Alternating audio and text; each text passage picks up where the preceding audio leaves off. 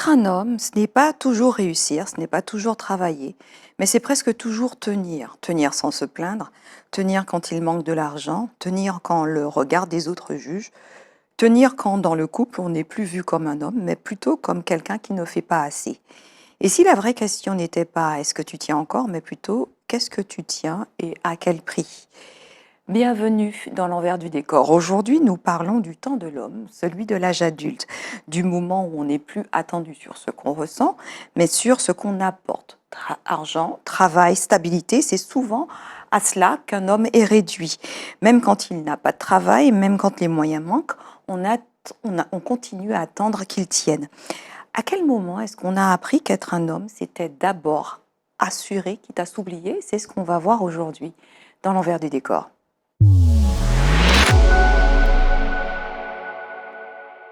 Alors, ce que beaucoup d'hommes tiennent sans le dire, c'est déjà tenir le manque.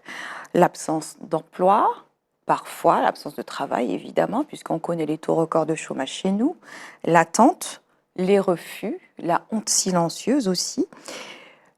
L'homme doit aussi tenir le regard de la société, les comparaisons, les jugements, l'impression de ne jamais être à la hauteur.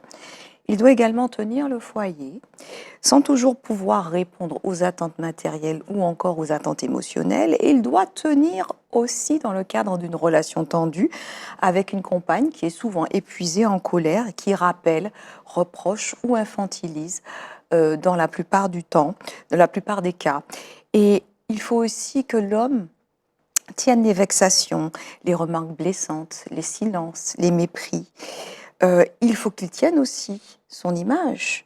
Hein, faire semblant d'aller bien, rester droit, ne pas craquer. De l'extérieur, en fait, l'homme semble, dans ce cadre-là, absent ou passif, puisqu'il doit tenir beaucoup de choses, mais à l'intérieur, il porte énormément de choses. Et ce sont des choses dont on ne se rend même pas compte, en l'occurrence. Hein. Et ce qui se joue vraiment dans ces cas de figure, là où on doit tenir beaucoup, quitte à perdre le sens même de sa vie, c'est que il y a les attentes sociales. Et dans notre société, être un homme, ça veut dire être pourvoyeur, même quand on ne peut pas. Donc, c'est-à-dire que dès l'enfance, beaucoup de garçons, beaucoup de petits garçons comprennent que leur valeur sera liée à leur capacité de réussir à apporter des choses, leur capacité à assurer. Et les attentes, en l'occurrence, elles ne portent pas sur ce que l'on ressent, sur ce que l'on est, mais elles portent sur le statut, sur l'argent, sur la performance et rarement sur le ressenti. En grandissant, l'homme devient pourvoyeur avant d'être le sujet propre de sa vie. Et quand il peut fournir, quand il peut donner, il est reconnu en tant que tel, pourvoyeur, voilà. Et on appelle un pourvoyeur un homme dans ces cas-là, dans notre société, mais quand il ne peut pas, il est disqualifié, il est même parfois traité comme un enfant. Et c'est là qu'il se met à tenir différemment. Il tient en se murant dans un silence, il tient en se murant aussi dans l'endurance et dans la retenue. Et c'est pas un manque de volonté à proprement parler, c'est plutôt une tentative de rester digne quand la fonction d'homme qu'on lui a assignée en tant que pourvoyeur n'est pas remplie. Le deuxième point de ce qui se joue vraiment, c'est que le langage émotionnel n'a jamais été transmis. Si beaucoup d'hommes ont du mal à parler de ce qu'ils vivent, c'est pas parce qu'ils ne veulent pas. En fait, c'est parce que ce langage-là, on ne leur a jamais appris. Depuis l'enfance, on les interroge sur leurs résultats, sur leur avenir, sur leurs conquêtes, ce qu'ils ont gagné, ce qu'ils ont perdu, ce qu'ils ont fait. On interroge systématiquement sur le faire, jamais sur l'être en l'occurrence. Et on les interroge rarement sur leurs peurs, sur leurs doutes et sur leurs besoins, en fait. Et l'émotion, chez l'homme, elle n'est tout simplement pas attendue. Alors, l'homme apprend à faire.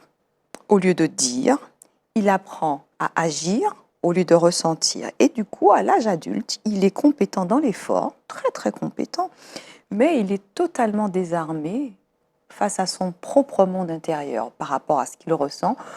On ne lui a jamais appris à poser des mots dessus et aussi à permettre cette expression de la part d'un homme. hein. On dit les garçons, ça ne pleure pas. Ça vous rappelle quelque chose? La troisième chose qui permet de voir ce qui se joue vraiment, c'est le rôle d'homme, il est porté comme une armure. Quand tout repose sur ce qu'il apporte, l'homme, du coup, il doit tenir. Il doit tenir financièrement, il doit tenir la maison, il doit tenir, en fait, la relation. La maison, c'est vraiment la relation, le foyer, en fait. Donc, apporter, pourvoir aux besoins du foyer. Il doit aussi tenir le regard des autres, tenir l'image, et même quand il est rabaissé, même quand il est infantilisé dans le couple, même quand il se sent inutile, il doit continuer. Et ce silence dans lequel il se mure pour se protéger et face à son impuissance, parce qu'il n'a pas les ressources intérieures pour faire face et pour poser des mots, eh bien, ce silence, il est pris pour de la force, voire même de la dureté. En fait, il s'agit d'une solitude, une solitude profonde, où l'homme ne sait plus comment exister autrement qu'en tenant son rôle et celui qu'on attend de lui. Et ce qu'on appelle parfois solidité ou dureté, c'est souvent une mise à distance envers soi-même. Je refuse de regarder ce qu'il y a à l'intérieur, ce qui se joue à l'intérieur, parce que je ne sais pas quoi en faire. Et donc, je continue à faire et à agir parce que c'est ce qu'on m'a appris.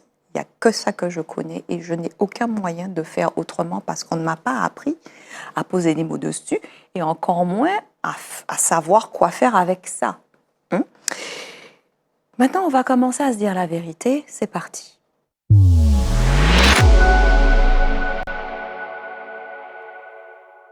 La question que je voudrais qu'on se pose, c'est à quel moment on a décidé que l'homme devait être utile avant d'être vivant, avant d'être un être humain, en fait, à part entière.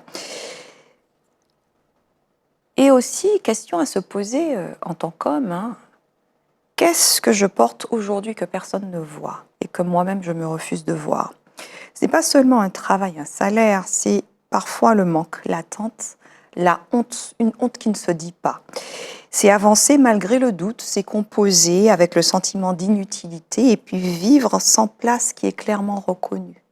Même par soi, des fois on ne sait même pas la place qu'on occupe.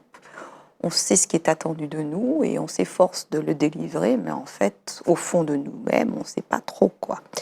C'est encaisser le regard des autres, c'est absorber les tensions du foyer, recevoir des paroles dures sans pouvoir y répondre, sans péter un câble. C'est supporter, c'est endurer, c'est faire face.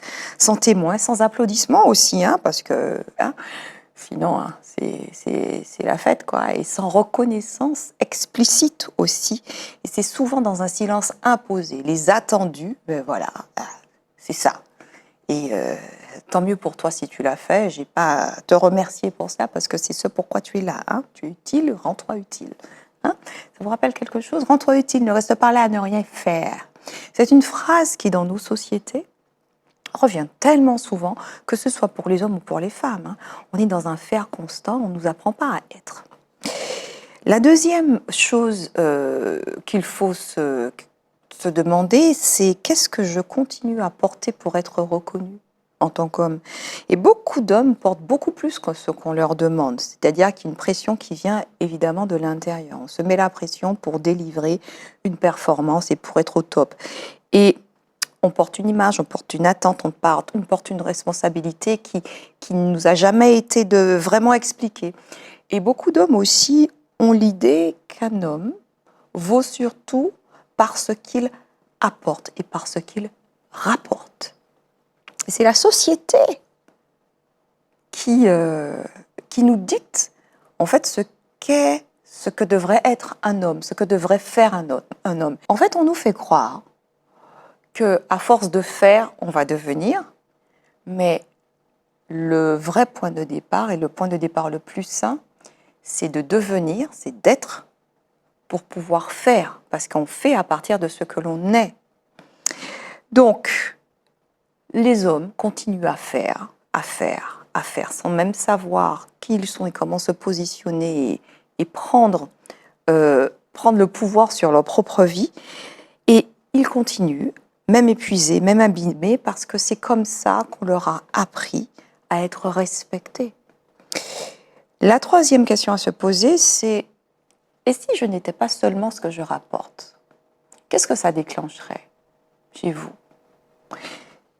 Si je n'étais pas résumé à un salaire, à une réussite, à une fonction, à un métier, à un statut social, qu'est-ce qui resterait de moi si on me regardait aussi pour ce que je ressens, sur ce que je traverse et sur ce que je tente de garder vivant même à l'intérieur de moi? Et en fait, vous savez, messieurs, cette question ne demande pas de réponse immédiate. Elle se médite. Elle ouvre un espace, un endroit où vous, messieurs, les hommes, vous pouvez, pour une fois, exister autrement que par l'effort. Posez-vous cette question.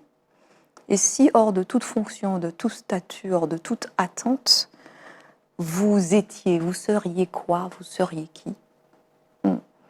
Voilà, ce sont les questions qu'il convient de se poser. Donc, tenir, on l'a vu, a permis à beaucoup d'hommes de rester debout. Ce serait injuste de dire le contraire, mais ce qui a protégé aussi, à un moment, peut enfermer. Quand un homme est réduit à sa fonction, il s'éloigne un petit peu plus de lui-même, chaque jour encore plus. Et cette émission ne retire rien de sa force, au contraire. Je voudrais que cette émission rende à l'homme un droit, celui d'exister autrement parce qu'il apporte, parce qu'il rapporte, parce que séparer la dignité du sacrifice, ce n'est pas affaiblir l'homme, c'est lui permettre d'habiter sa vie, pas seulement de la porter à bout de bras. Voilà, c'est tout pour moi. On se retrouve mardi prochain, si Dieu veut, dans un autre numéro de l'envers du décor. J'espère que cela vous a parlé et si c'est le cas, je vous invite à aller découvrir l'univers de Bicom sur Internet, le site internet www.bicom-devenez-z.com et sur tous les réseaux sociaux, Aline Populo Bicom, et puis évidemment sur le site internet de Zitata. Quant à moi, je vous dis à la semaine prochaine si Dieu veut pour un nouvel opus sur l'homme. On continue la série. D'ici là, prenez soin de vous, mais pour de vrai à l'intérieur. Bye bye.